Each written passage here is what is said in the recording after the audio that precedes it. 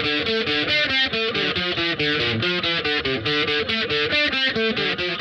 Alex Treats, and this is the Sunday Put Circle for Bowlaway by Elizabeth McCracken. Bowlaway is one of those sort of dreamy storybook-style family histories, which is just my jam.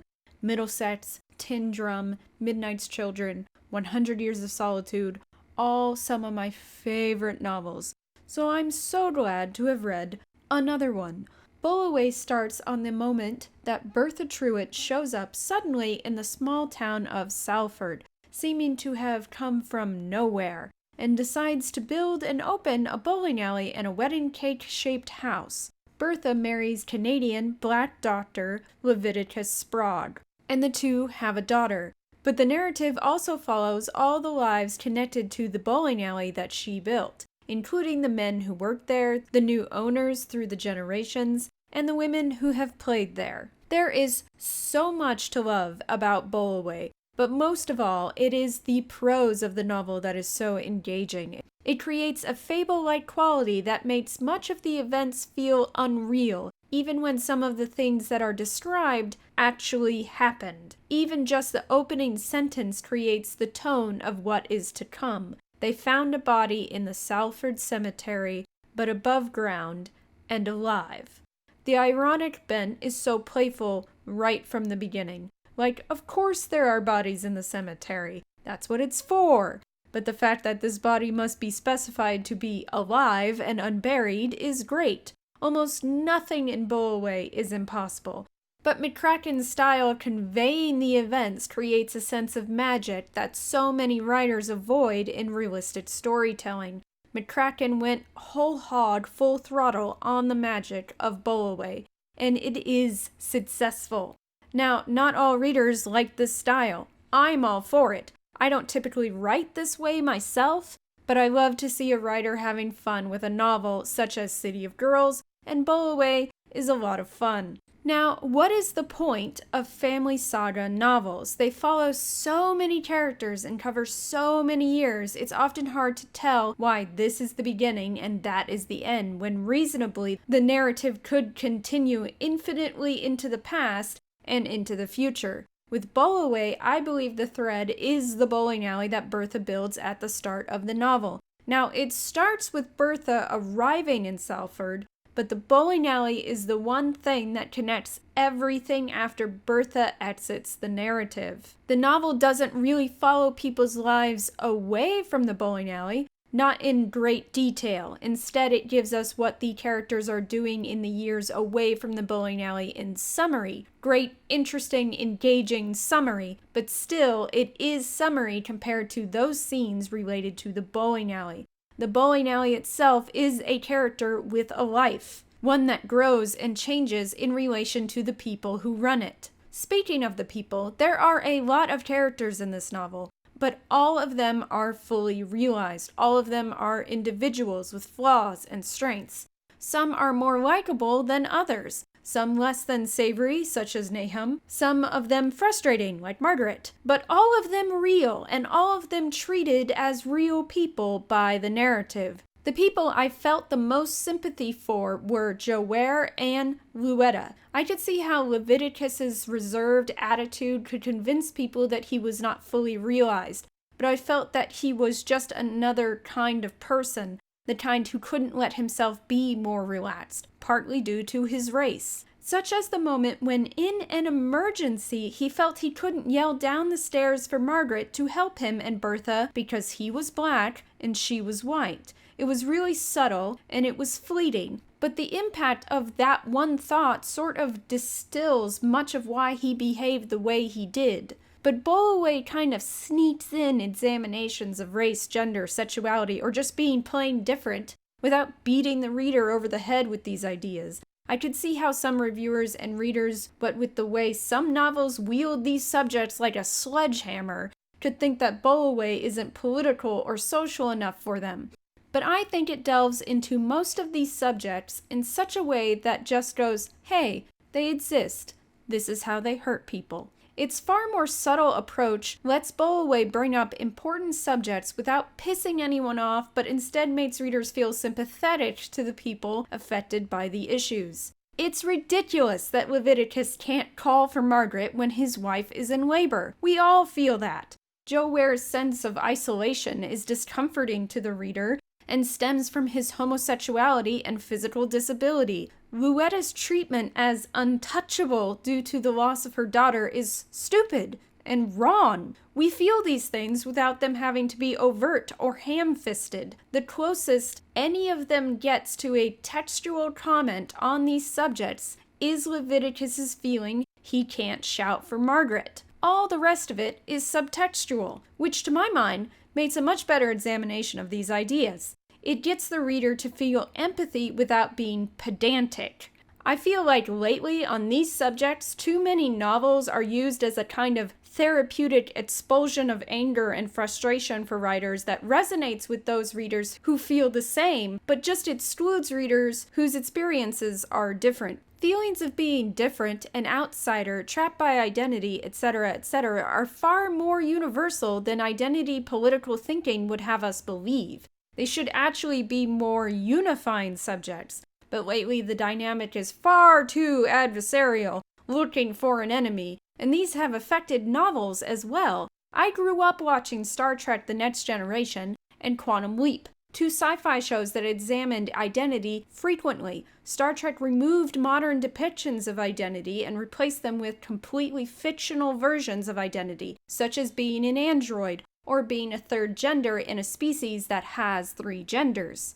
Quantum Leap looked at historical identity issues with a message of hope. The clearly defined lines of who is worthy of sympathy and who is worthy of anger and, dare I say, hatred of recent narratives, coupled with their intense sense of bleakness, isn't brave nor inspiring people to change things. That's part of what I like about Bowlaway and City of Girls. Bowlaway has a lot of characters that could be considered the enemy by identity political mores of thinking. While Joe Ware's homosexuality and disabled status and Jephthah's slowness may put them in protected demographics, we still have Nahum and his sons. Some could argue that these men were the enemy, but they didn't come off that way to me. Nahum pissed me off often, sure, but I also sometimes felt sympathy for him. His 2 sons had very hard lives, just as messed up as anyone else in the novel, so I didn't think Bowlaway made it out that straight white males were the enemy. Much of Bowlaway could be considered bleak. A lot of the things that happen are sad.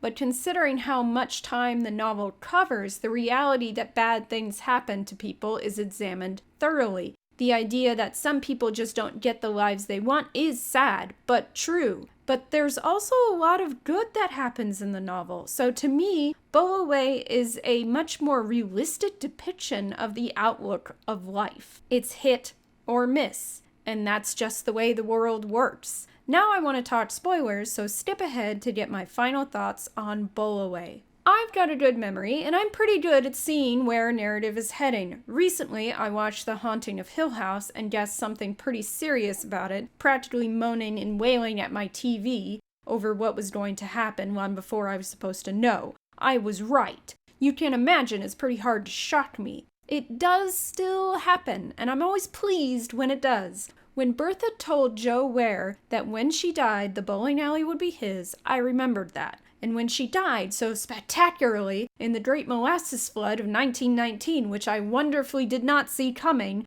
and is an actual event that happened, I was really, really upset with Bertha for having not followed through on her promise to him. One could argue that she was dead, and so suddenly, and without warning, that it wasn't really her fault. But her saying that to him and then not making a will to make sure it happened was her fault. I was so disappointed in her. How could she let him down so much? How could she forget? And the more years that passed between the moment she made that promise to him in the novel, the more I worried that it was a Chekhov's gun forgotten and unfired by McCracken. Imagine my delighted surprise long after I'd given up on any payoff when Arch found Bertha's will.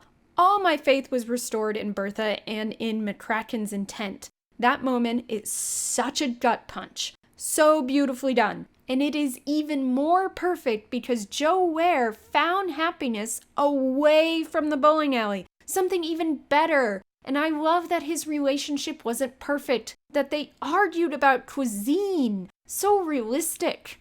Now, I said that I still felt sympathy for Nahum. Nahum is the closest Bowlaway comes to a villain, but even then, the depiction of Nahum is too fully realized to make him just a bad person through and through. It's obvious from his introduction in the story that he is at least a liar. There was no way he was Bertha's son. The timeline made no sense. He said that he was 15 when Bertha left home to marry Leviticus, but she wasn't in Salford long enough for Nahum to be even close to the age he was upon arrival in the narrative, to have been 15 at the start of the novel. His conman status is far clearer once he hustles Luetta out of the bowling alley. He also kicks all the women out of the bowling alley, which was upsetting. Much of what he does is angering. However, the more I learned about him and his emotions, the more I felt like he was just another human being. The fact that the Bertha doll disconcerting him was endearing to me,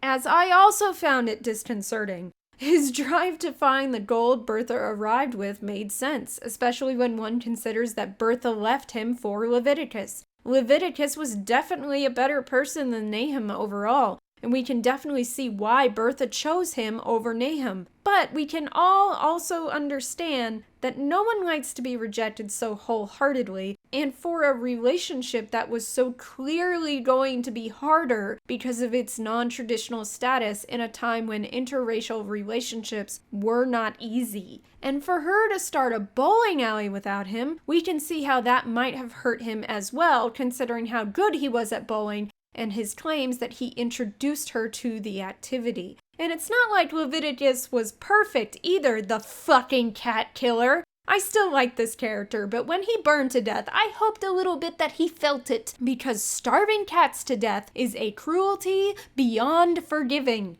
But anyway, Nahum's intense desire to leave Salford also made sense to me, and I didn't hate him for leaving Margaret and their sons. I didn't think he added much to the family unit anyway.